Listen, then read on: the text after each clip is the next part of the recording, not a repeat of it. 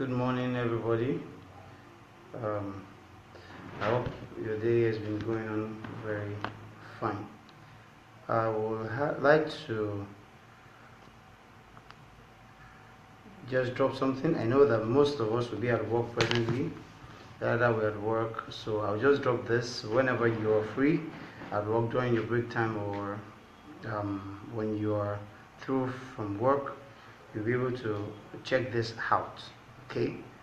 Um, Before we do that, I'd just like to take some time to share.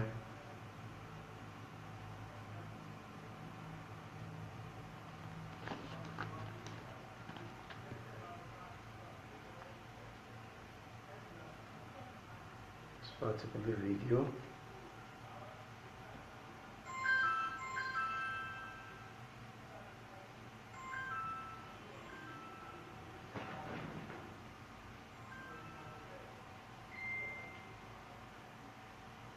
Could you put it on silent?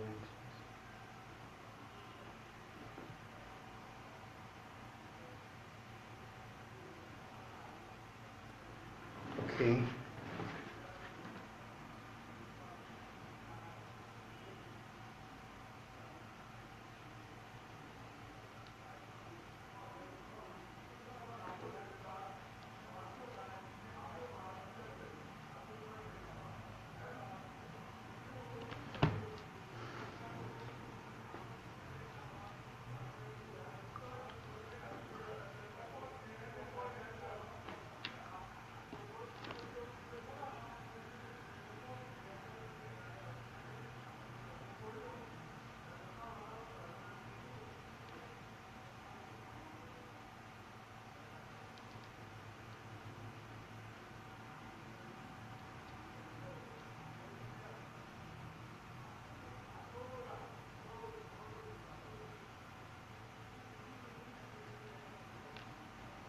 Okay, so I'm just going to discuss a few things with you. Like the topic says that we have about six.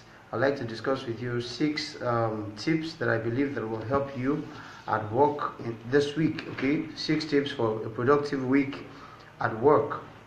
Virtually every one of us wants to be productive at our workplace and do well with the things that we lay our hands to do, whether it's a business or your paid employment or something. So we should be productive as much as we can.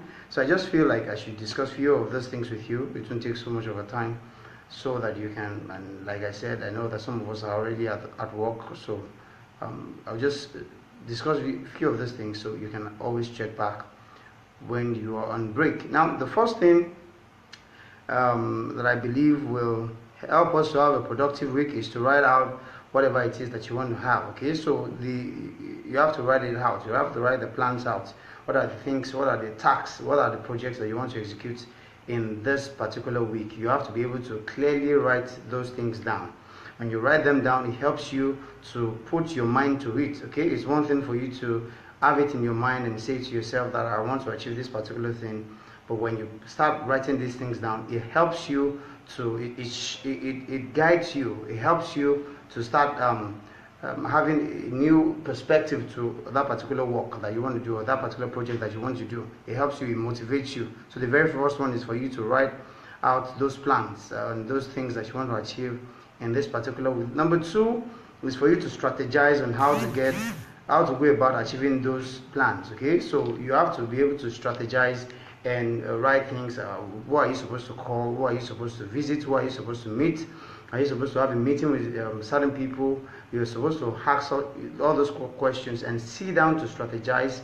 If you have a personal assistant, it would be nice for you to sit down with your personal assistant and just talk things out. And because they know you already and they know how you can, how you tend to do things, so you strategize. If you have a team, for example, if you're the CEO of your company, you can call your team and ask them and spend a quality time, maybe the first 1 hour or so of the week, to deliberate over how you intend to achieve those plans. Meetings actually matters. Okay, there's this joke that Nick Cannon did, and it was talking about black people that we rarely hold meetings, that white people hold meetings. They are always having meetings, and the reason for meeting is to judge, like they have discussions, and that will help them, because when you have quality discussion with the right set of people or with your team, there's a high tendency that you move faster, you move better, okay? You carry virtually all of them along. If it's a very large corporation, all you need to do is to pick departmental heads and bring them together and talk to them about the things that you want to actually achieve. So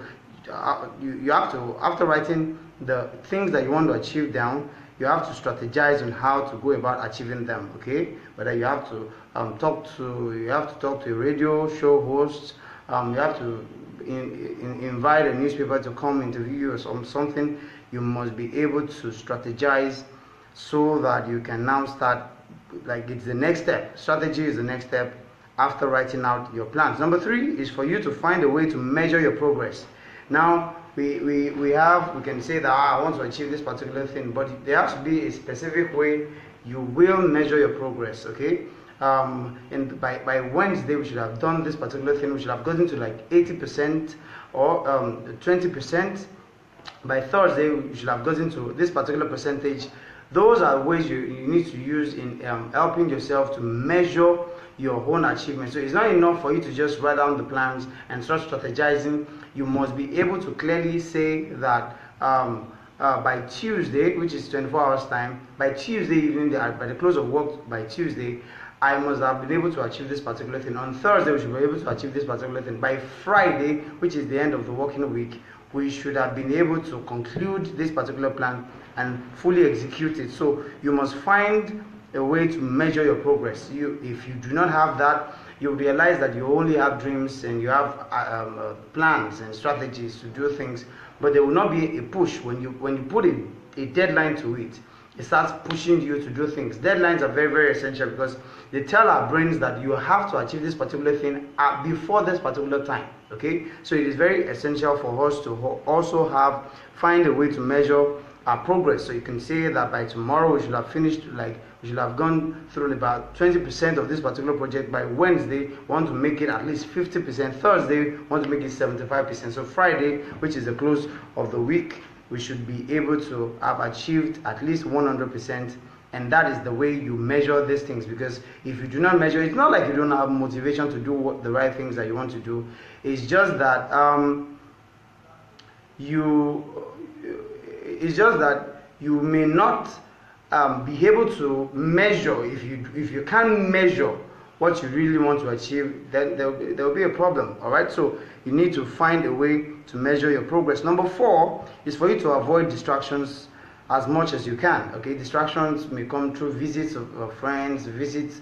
If the visits are not in relationship with the work that you need to do or with the project that you're planning to do, try as much as possible to reduce visits. Okay, I'm not saying that you should not meet people, but you have to put them at the time, probably your break time. If you have to see them, you have to put them at your break time or a particular a specific time. Okay, this affects a lot of CEOs, especially because everybody feels like you have your time, like you have all the time, but you do not have your time. You have to be able to tell yourself that you don't have more than 1 hour or so to entertain guests, to entertain some of your friends, and unless it is work related. If it's your client, of course, they can come in at any point in time. But if it is friends that you basically be talking about personal things and personal issues, you must be able to find a way to reduce such visits. Okay, another one is emails. Okay, there are so many emails that be coming in. You can tell yourself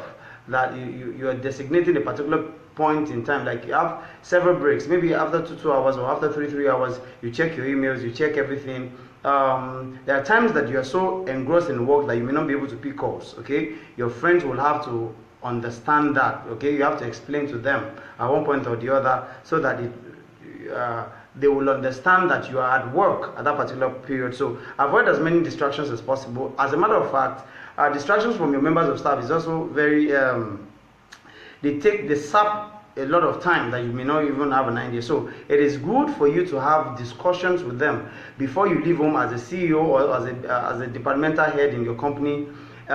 Get to know the things that you want them to achieve for that particular day. So when you call them together in the morning, you deliberate on those things. Yes, there are times that impromptu things will come up that you need to now deal with and talk about and all that. But it is important for you to avoid as many distractions as possible. So when you have been able to effectively discuss the things that you want to achieve for the day or for the week, it's more like you're handing over power to your subordinates or your members of staff, and they can do things with or without, like with little of your supervision. They don't have to come every 30 minutes or every 1 hour to tell you, now this is where we have gotten to and all that. It will help you. Okay, there are times that they will really need your attention, so you need to give it to them at such period. But as much as you can, avoid distractions as much as you can. Number five is celebrate your achievements. A lot of us are, well, that's that one where we look down at the things that we've been able to achieve over the week or over the month. Okay, you just say, well, there is nothing. You should be able to clearly celebrate it. It gives you that sense of, okay, at least we have moved from where we were to where we are right now.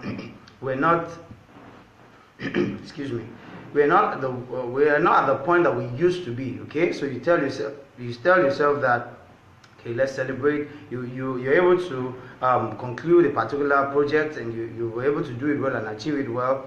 It is also a means of motivation to your members of staff or to your subordinates when you tell them, okay, let's celebrate and all that.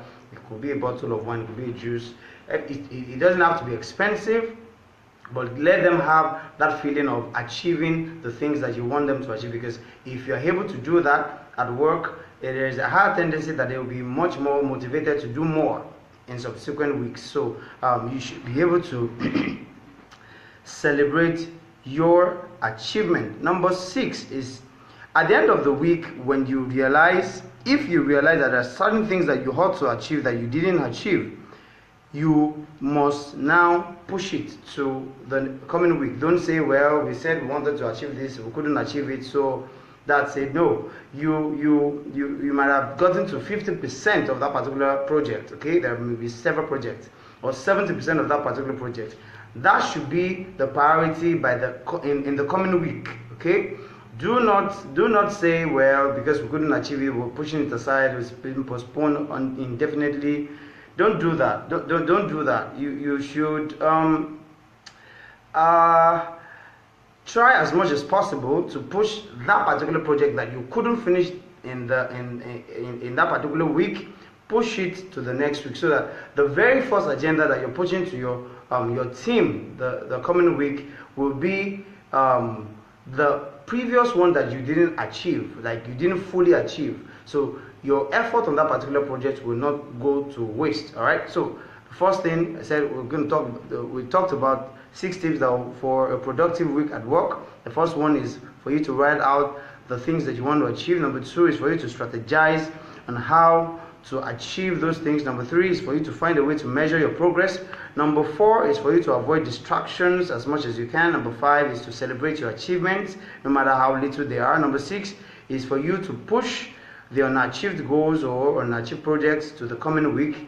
It will be the most important thing for you to do. All right. So it's good that you're saying this. If you're watching this particular video right now, okay, it could be on demand that you're watching.